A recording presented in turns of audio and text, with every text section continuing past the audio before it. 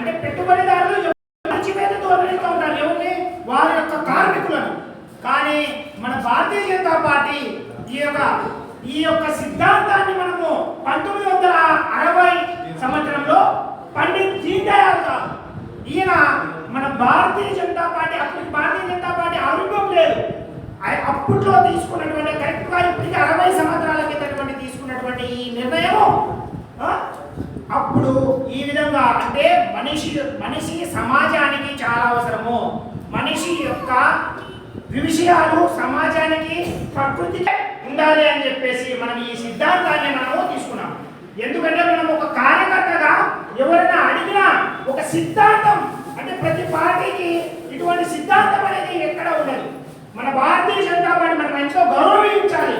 మన వాదం రెండోది ఏమంటే, మనం ముఖ్యంగా సైద్ధాంతికతలో రెండవ అంశం ఏమంటే వాదం. అని అంటున్నదే మన యొక్క భారతీయ జనతా పార్టీ యొక్క వాదం. మనకందరికీ తెలియదు ఎందుకు మనం భారతీయ జనతా జై భారత్ మాతా జై మనకు తెలిసినా తెలియకున్నా. అంటే ఇప్పుడు ఈ రోజు చూసుకుంటే మన భారతదేశ జనాభా 147,66,00,000 జనాభా ఉంది. ఈ రోజు నిన్ననే గణాంకాల ప్రకారం 147,000 కోట్ల మంది మన భారతీయులు ఈ రోజు ఉన్నారు. చైనాతో మనము 2022లో దాటి మొదటి స్థానంలోకి వచ్చాం. 2022 నుంచి మనం ఉన్నాం.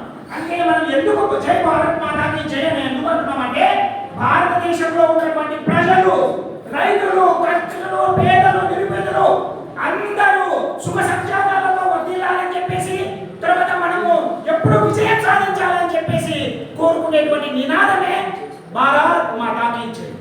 ఈ రెండు విషయాలు ఏకాత్మలౌకిక మనము మానవతావాదము, తర్వాత జై భారత్ మాతాకి జై అనేటువంటి రెండు సిద్ధాంతాలతో పాటు రాజకీయ ప్రస్థానం, అంటే ఈ యొక్క పంచ నిష్టలనేవి కూడా మన భారతీయ జనతా పార్టీలో ముఖ్యంగా మనం చేసుకుంటాం. ఏది అంటే అందరూ సమానమే, లౌకికవాద, ప్రజాస్వామ్య, తర్వాత రాజకీయాలు విలువలతో కూడుకొని ఉండాలని చెప్పేసినటువంటి మన యొక్క రాజకీయ సిద్ధాంతము. అంటే కుల మత అతీతంగా ఇప్పుడు మనం చెప్పుకున్నాం, భక్తులు ఎంతో మంది చెప్తున్నారు, నేను అదే చెప్పాల్సిన అవసరం లేదు.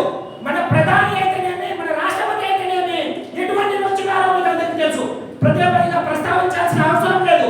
ఒక సామాన్య వ్యక్తిని కూడా మనము అత్యంత ముఖ్యమైనటువంటి పదవిలో కూర్చోబెట్టేటువంటి ఒక ఏదైనా పార్టీ ప్రపంచంలో ఉన్నాయా అంటే అది ఒక భారతీయ జనతా పార్టీ. ఇది మీరు బాగా గుర్తుపెట్టుకోవాల్సింది. తర్వాత మన యొక్క మార్గం ఏదైనా అంటే ఇంకొకటి అంత్యోదయ నుంచి వికసిత భారత్ వరకు. అంత్య ఉద్యమం, అంత్య అంటే చిట్ట చివర, ఉదయం అంటే ఉదయించడం, అంటే ప్రకాశించడం. మనం సూర్యోదయం అంటాం, సూర్య భగవానికి నమస్కరిస్తాం. మన సాంప్రదాయాల్లో సూర్యునికి ఎట్లా నమస్కారం చేస్తామో అట్లా మన భారతీయ జనతా పార్టీ తీసుకున్నటువంటి ఈ అంత్యోదయ సిద్ధాంతము ఎంత గొప్పదే అంటే చిట్ట చివరి వరకు మన యొక్క పథకాలు అన్ని తీసుకుపోవాల్సిన ధర్మం. అదే విధంగా వికసిత్ భారత్ వరకు, అంటే వికసిత్ భారత్ అంటే మనకందరికీ తెలుసు, కానీ మన వికసిత్ భారత్ అంటే ఏం లేదు.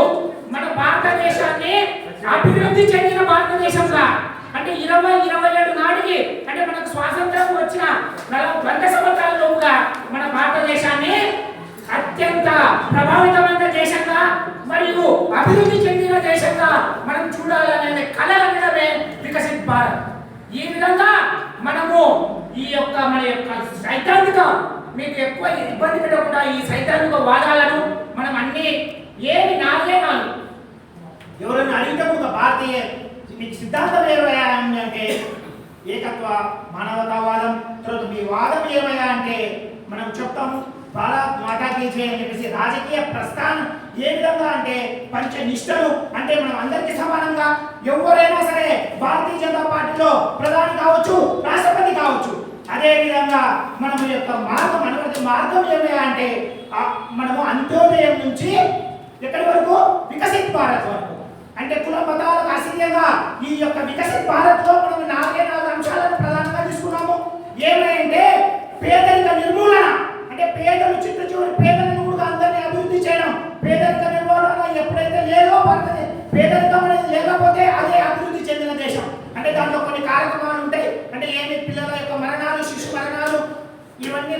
కాన్సన్ట్రేట్ చేసుకొని ఒక దేశాన్ని అభివృద్ధి చెందిన దేశంగా నిర్ణయిస్తారు ప్రపంచ దేశాలన్నీ కలిపి.